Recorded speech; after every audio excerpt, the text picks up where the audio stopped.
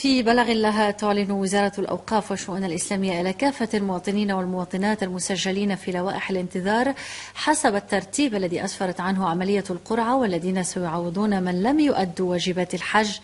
لموسم 1438 هجرية في المرحلة الأولى لسبب من الأسباب. أما المرحلة الثانية لاستخلاص واجبات الحج ستكون من يوم الاثنين 12 رجب 1438 هجرية الموافق ل 10 أبريل 2017 إلى غاية يوم الجمعة 6 رجب 1438 هجرية الموافق ل 14 أبريل المقبل.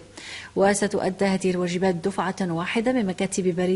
البريد بنك بمختلف عملات وأقاليم المملكة بالنسبة لكل من تنظيم وزارة الأوقاف والشؤون الإسلامية وتنظيم وكالات الأسفار السياحية المرخص لها تنظيم الحج.